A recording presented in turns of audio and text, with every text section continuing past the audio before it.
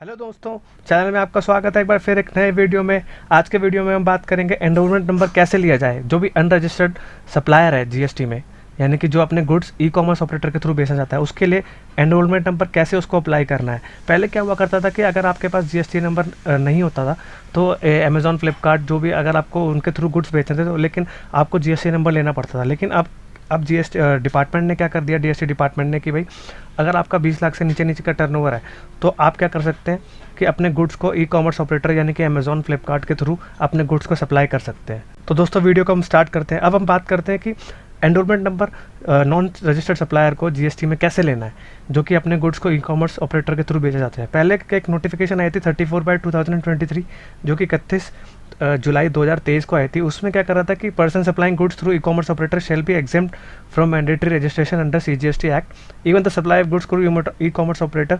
अगर वो ऐसे ये वो कह रहा है कि 34/2023 एक नोटिफिकेशन आई थी 31/7 को। उसमें क्या किया था कि ई कॉमर्स जो भी गुड्स ई कॉमर्स ऑपरेटर के थ्रू अगर गुड्स बेचना चाहते हैं तो उनको क्या सीजीएसटी एक्ट में एग्जेम्प्ट कर दिया गया था कि बस वो कौन कौन सी कंडीशन को सेटिस्फाई करेंगे।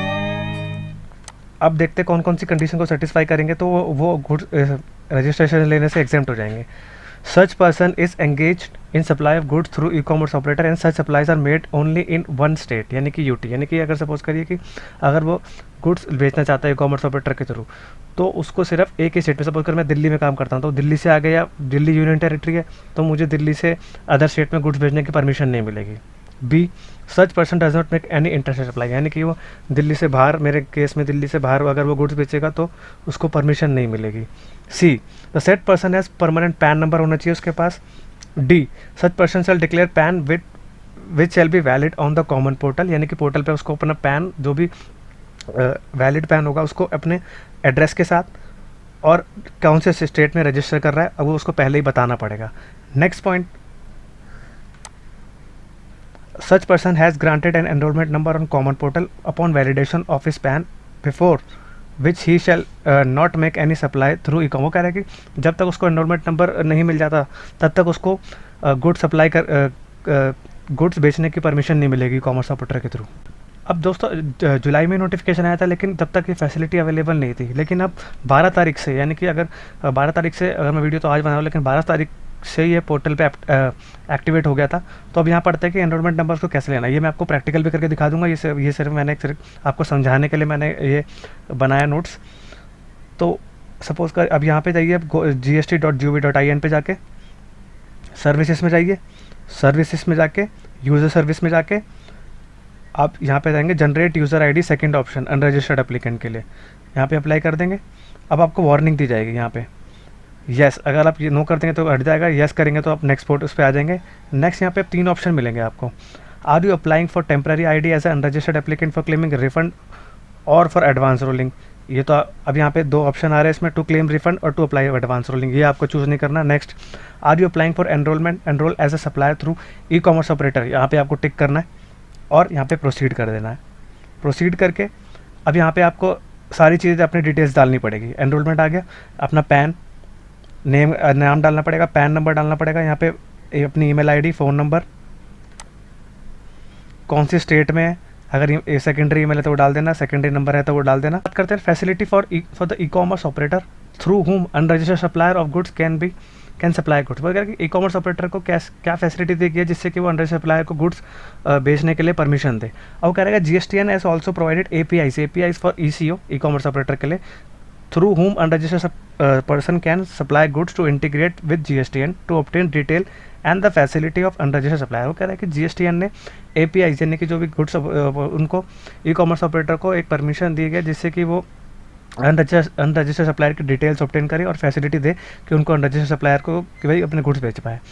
APIs are for validating the demographic details of the said supplier and also used in tracking and reporting supplies by such person।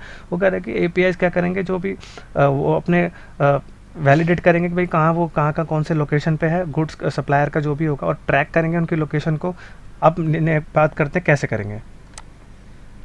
पहले तो आएगा name of APIs developed are unregistered application API to get the detail unregistered application by passing enrolment ID in the get request. वो कह रहे हैं कि जो भी आपका अनरजिस्टर्ड एपीआई होगा, जो कोई गुड्स बेचना चाहता होगा, उसको क्या करना है कि एनरोलमेंट आईडी लेनी पड़ेगी गेट जीटी रिक्वेस्ट के थ्रू।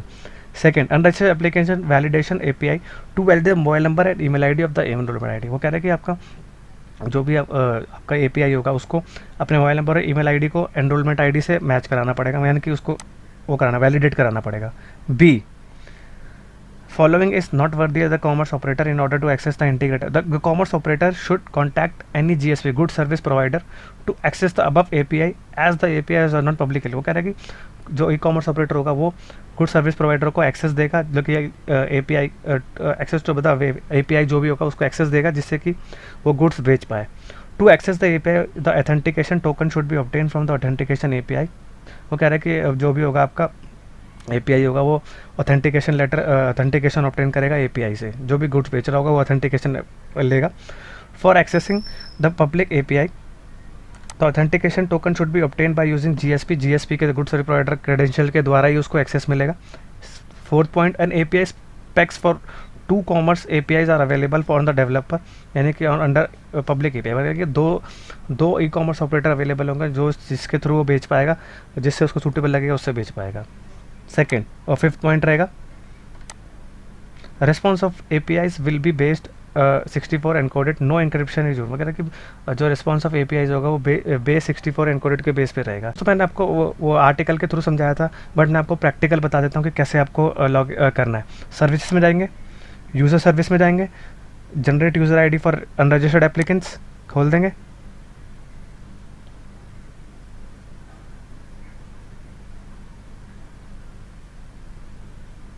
अब यहाँ पे वही वार्निंग ऑप्शन में जो आपको मैंने आर्टिकल में दिखाया था वही वार्निंग ऑप्शन यहाँ पे आ जाएगा, उसको येस करके चले जाएंगे।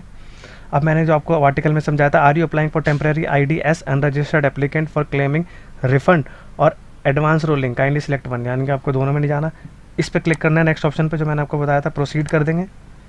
प्रोसीड करने के बाद आर्टिकल में यही सब आया था, पैन, नाम, ईमेल आईडी, मोबाइल नंबर और ऑपरेटर कहाँ पे, दिल्ली में काम करेंगे, कहाँ पे काम करेंगे, ईमेल आईडी आ जाएगा, और आपका जो एड्रेस है वो जियो टैगिंग के थ्रू सारा आ जाएगा। यहाँ पे अपने डिटेल्स डालेंगे तो यहाँ सारा आ जाएगा,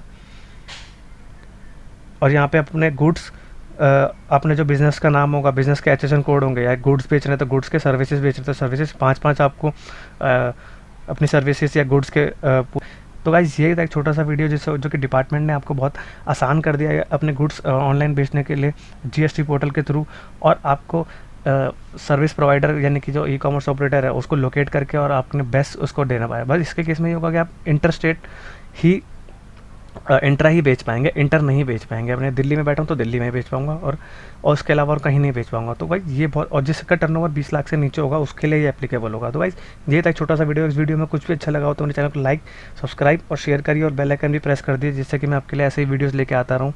थैंक यू वेरी मच। और गाइस एक इंपॉर्टेंट इन्फॉर्मेशन और देना चाहता हूँ, नियर फ्यूचर में मैं आप GST, TDS, अकाउंटिंग या टैली से रिलेटेड कोर्सेज लॉन्च करने जा रहा हूँ, जो कि आपको नियर फ्यूचर में बहुत ही नॉमिनल प्राइजेस में अवेलेबल हो जाएंगे, जिससे आपको बहुत सीखने को मिलेगा। Thank you very much.